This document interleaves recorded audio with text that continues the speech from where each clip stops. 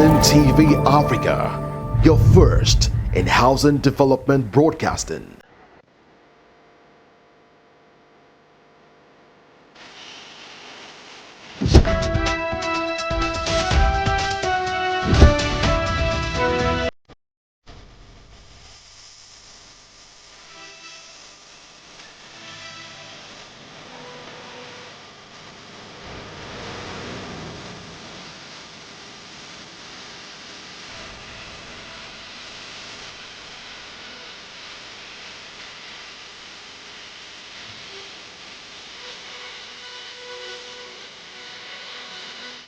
Welcome and thank you for joining us on Housing TV News at the top of the hour.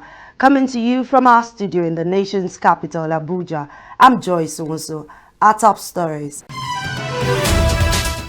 President Tinubu approved key reforms of ministries and ministerial portfolios. National Award Commission Bill skills second reading in the House of Representatives. FG issues 7-day ultimatum to Julius Berger on construction. Water receding as victims count losses in Benue flood. Ekiti State Governor flags up 1,000 units of Ado-Ekiti housing project. On the foreign scene, Joe Biden's administration unveils $250 million plan to build 30,000 homes. We begin with national matters.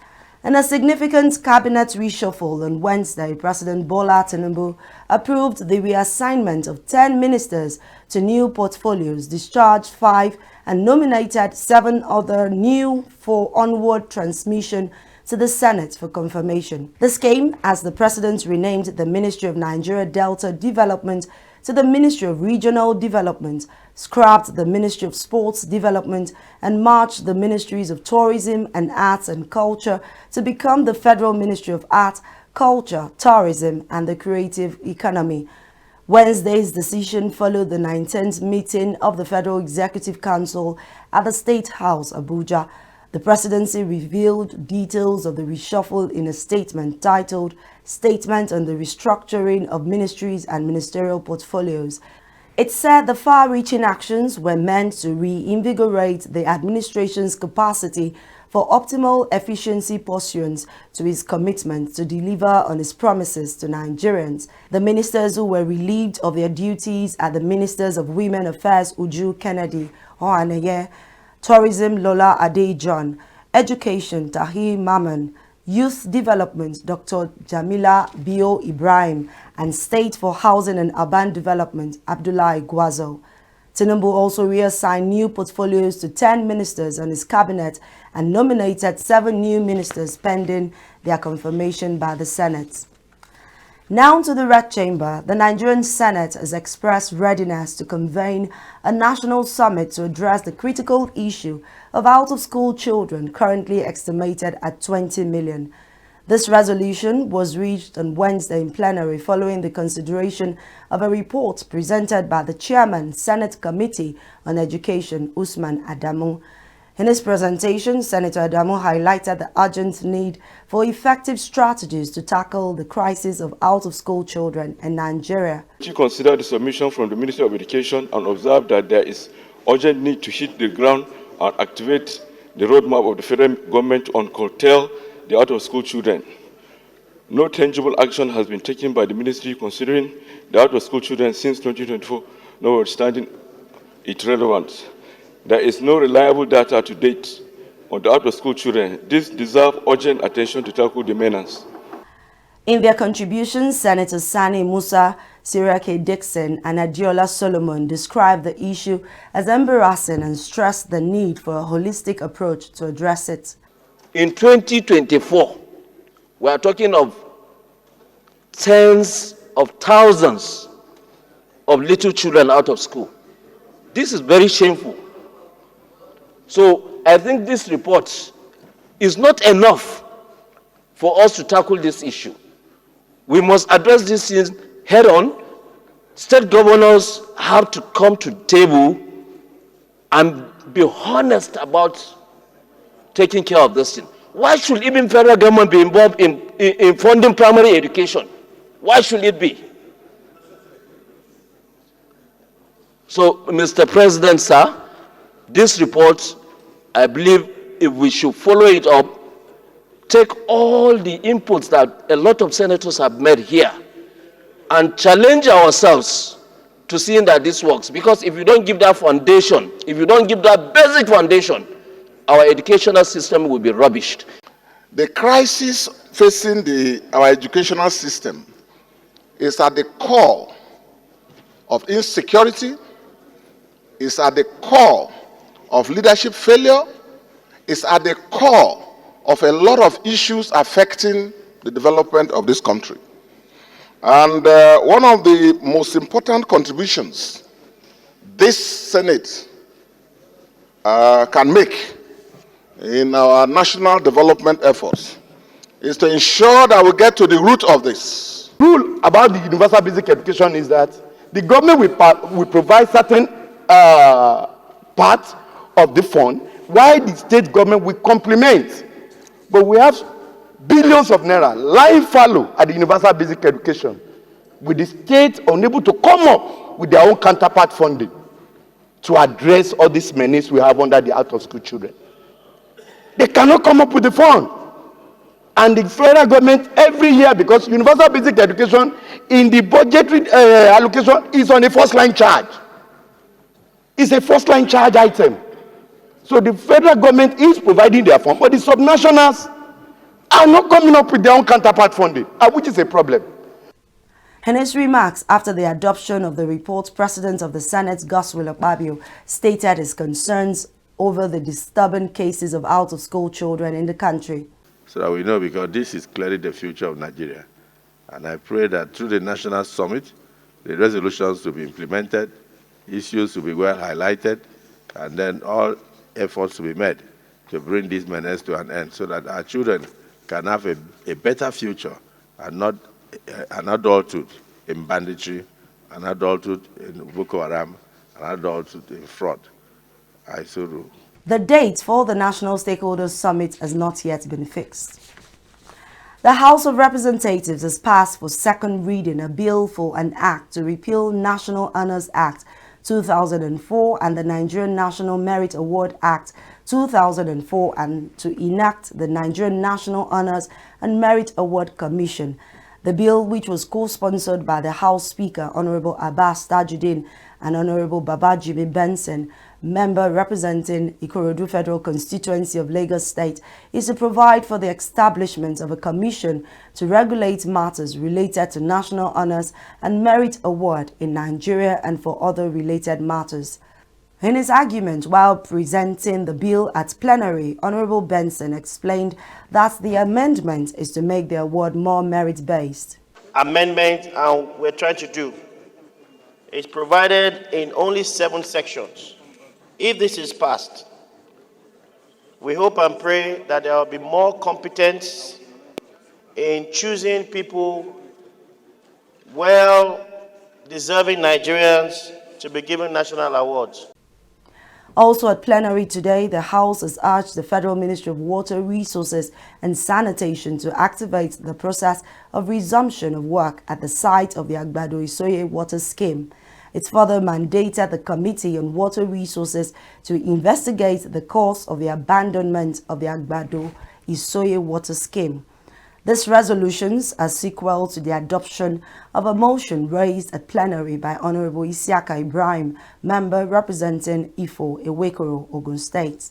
At the high rate of abandoned federal government projects, despite the huge investment, especially on this very project at Agbado Isoye water scheme, therefore achieving no result till date.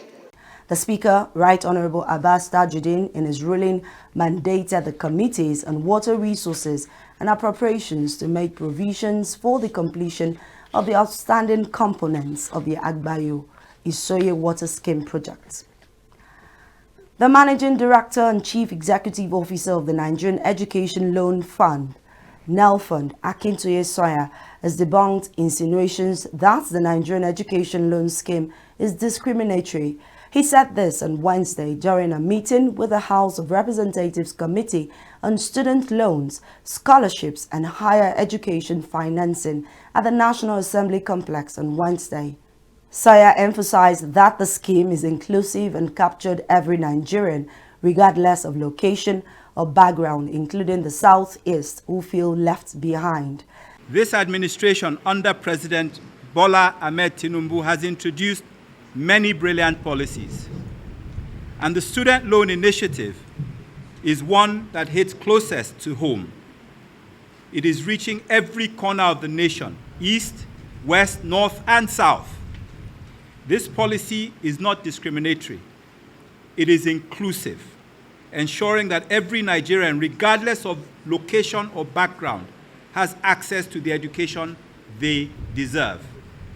These policies have shaped Nigeria's development, and the Student Loan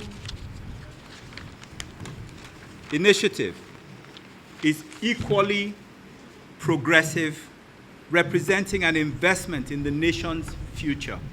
Earlier, the chairman of the committee, Honorable Gboyega Isiaka, said NEL Fund is a very critical agency created not only to provide loans, but also to create a future where every Nigerian youth will have the opportunity to realize their full potentials and contribute to the nation's growth. What are the lessons that we want to learn from institutions like this, so that we don't again go into their errors?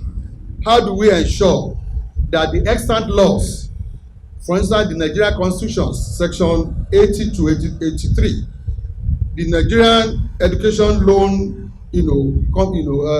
law that was passed, how do we ensure, and then the Financial Regulations Act, how do we ensure that we properly and ensure that we comply with all of these laws, so that even as we are progressing forward, we're also doing this within the provision of the Nigerian laws.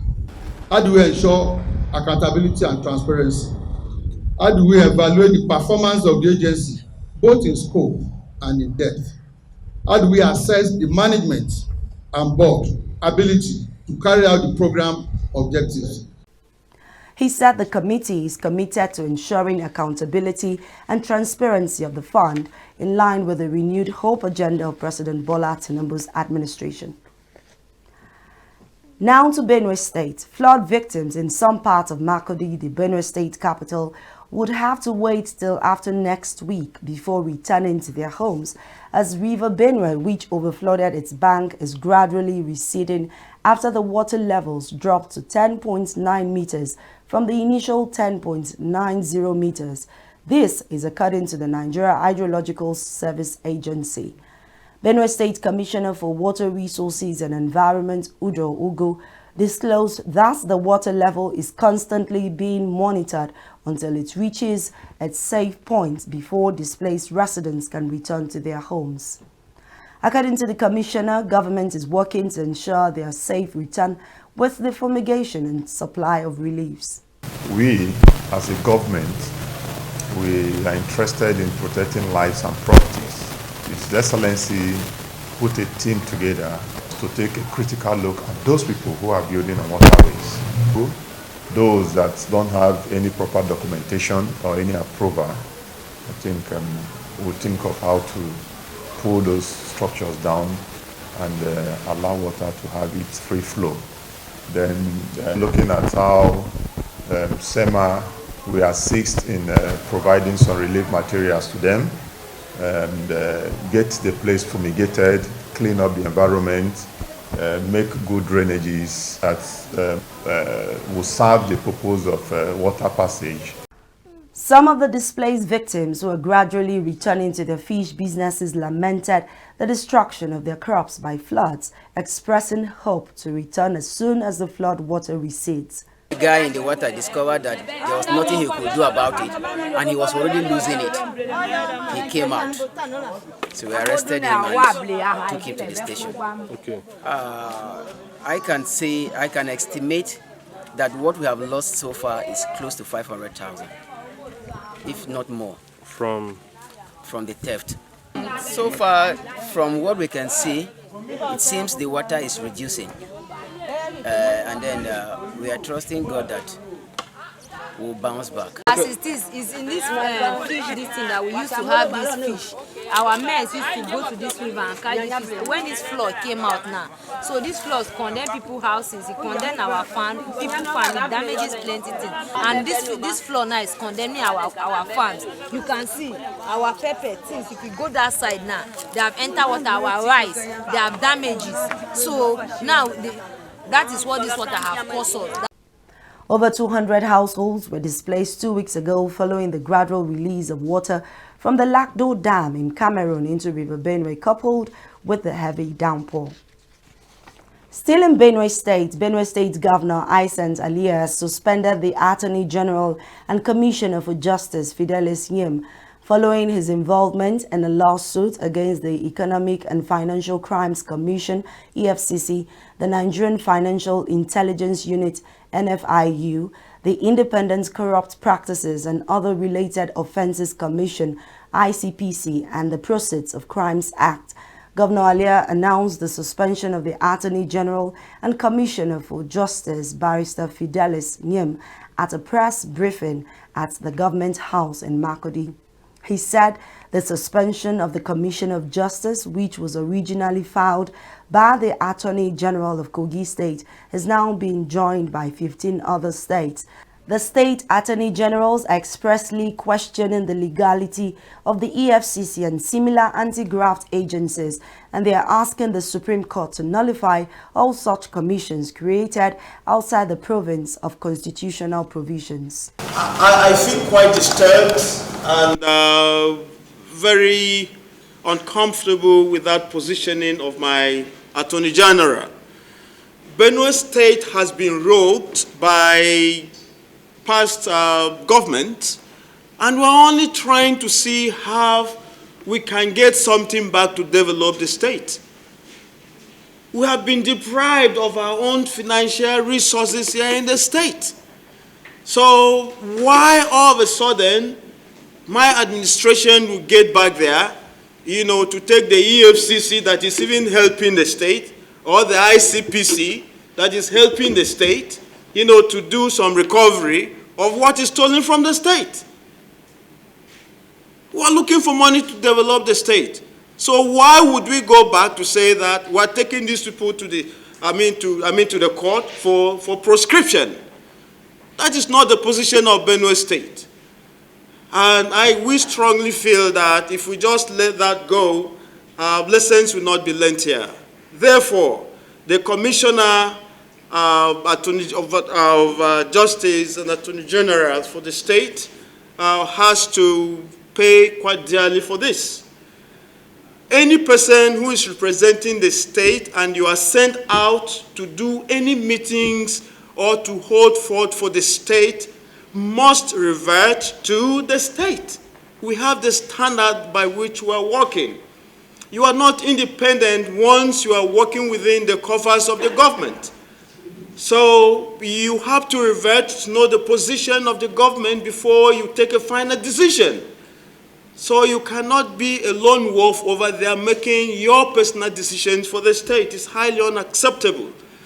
And so we feel that is very strongly that is very inappropriate for my Commissioner of Justice to have gone to speak on behalf of the Benue State government.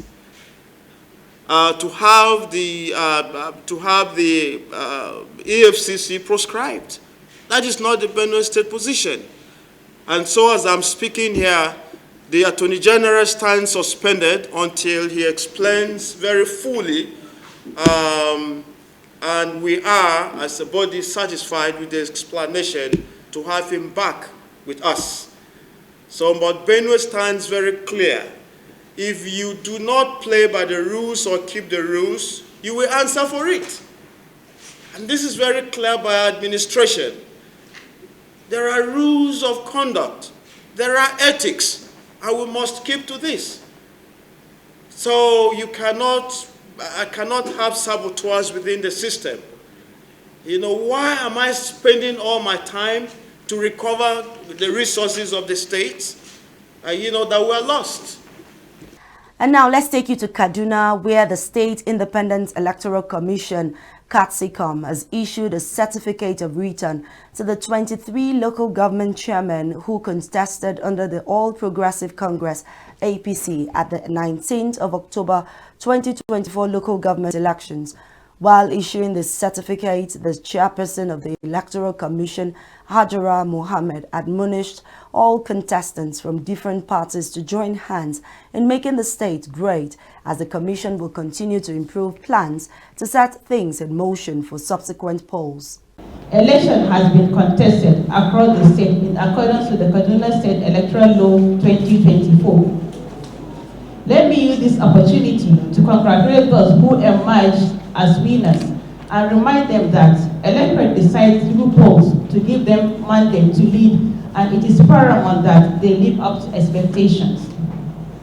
It is important at this point to recognize and appreciate the permanent electoral commissioners, the commission secretary, head of departments and units, our field officers, that is electoral officers and their assistants, for their dedication and professionalism. This exercise would not have been possible without the contribution of the entire member staff of the Commission. At this point, I would like to acknowledge all categories of our ad hoc staff who show passion and commitment to serve our dear state. This is the 6th time this Commission is conducting an election since its establishment in the year 2000. However, this is the first time that unelected council members are going to hand over to an elected council, making today's event a historic one. Kaduna State Independent Electoral Commission is committed in conducting a periodic election as at when due. Third, this would not have been possible without the magnanimous support of the Governor of Kaduna State, His Excellency Senator Obasani, who believes in entrenching democracy. Before I close, I want to commend all the 8 political parties who participated in this election. Without them, there won't be a contest. As the elected officials will soon assume office to discharge their mandate, the Kaduna State Independent Electoral Commission, on the other hand, will retreat from public activities and engross in post-election period, where plans for improved election will be set in motion. We'll take a pause here to bring you more stories. Stay with us. Visit Housing TV Africa on YouTube and click on the subscribe button. Subscribe to Housing TV Africa to stay updated on latest happenings in Nigeria's housing sector. Follow our social media pages, like and share our posts on Facebook, Housing TV Africa, on Twitter, Housing TV Africa, Instagram, Housing TV Africa. Join the conversation and keep up with latest housing updates.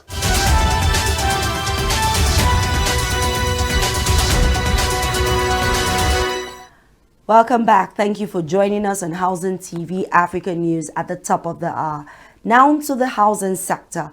Minister of Housing and Urban Development, Architect Ahmed Dangiwa, has stated that over 90% of land in Nigeria currently remains unregistered, with an estimated 300 billion in debt capital due to perennial registration challenges. Dangiwa made the revelation at the 29th Conference of Directors of Land in the Federal and State Ministries, Departments and Agencies in Abuja. He explained that the partnership is geared at registering, documenting and titling all land parcels within 5 years, expressing hope that the initiative would enable state governments to clarify and offer security to land ownership, as well as unlock its potential for development and investments. In Ekiti State, Governor Biodun Oyebanji has kicked off the building of 1,000 units of affordable housing units under the Ado-Ekiti New Town project. Oyebanji, speaking during the groundbreaking at Ado-Ekiti New Town on the State University Road, said his administration will prioritize provision of housing scheme capable of relieving the populace to overcome the stress of building houses for themselves. He added that 100 units of the houses would be delivered within a year.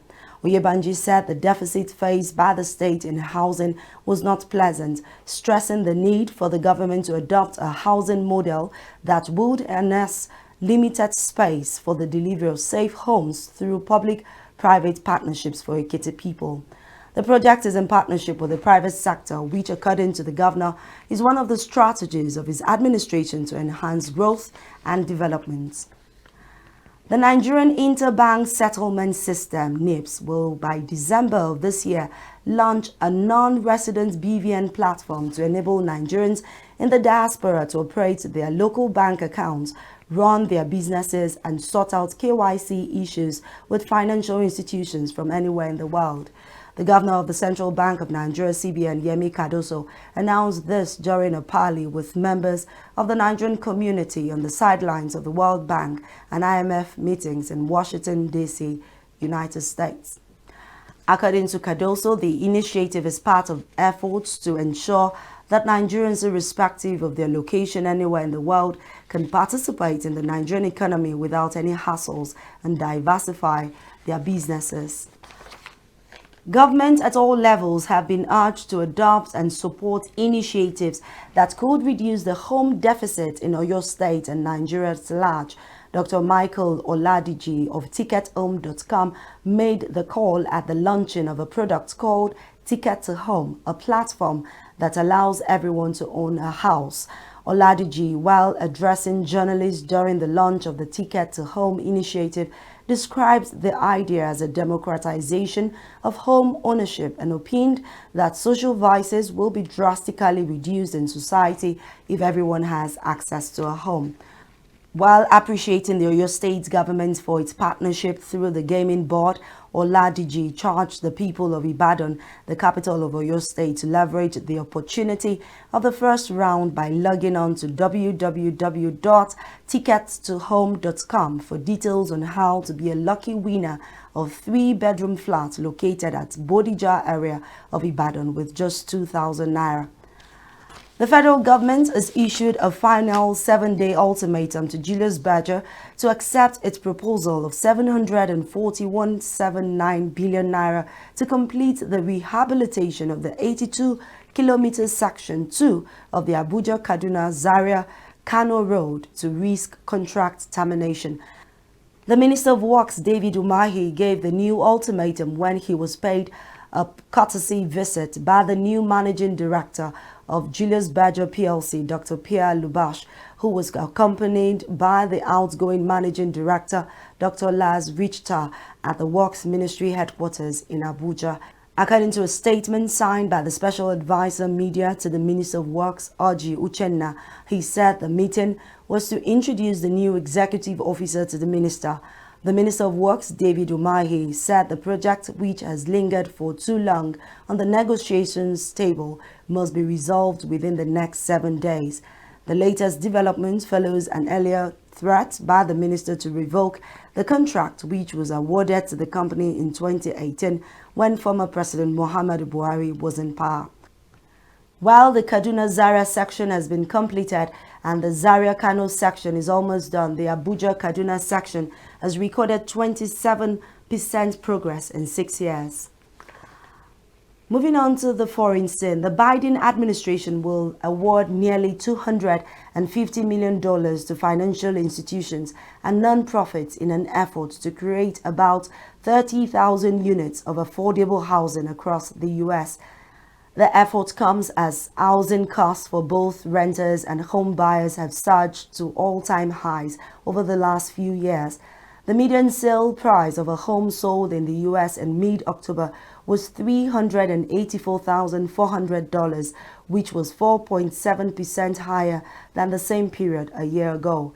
According to data from real estate brokerage Redfin, at current mortgage rates, that translates to a monthly payment of roughly $2,600. Housing affordability is a major concern for voters, especially younger ones, as they head to the polls in the November 5 presidential elections. Both Democrat Kamala Harris and Republican Donald Trump have touted policies that they say will rein in housing costs. And that's the much we can take on Housing TV News at the top of the hour. Before we go, a quick recap of our top stories. President Tinubu has approved key reforms of ministries and ministerial portfolios. National Award Commission bill scales second reading in House of Representatives. Federal government issues 7-day ultimatum to Julius Berger on construction. Water receded as victims count losses in Benue flood. Ekiti State Governor flags up 1,000 units of Ado-Ekiti housing project. On the foreign scene, Joe Biden's administration unveils $250 million plan to build 30,000 homes. For more news in the housing sector, subscribe to Housing TV Africa on YouTube and follow Housing TV on all social media platforms. Download the Housing TV mobile app on Google Play Store and Apple Store.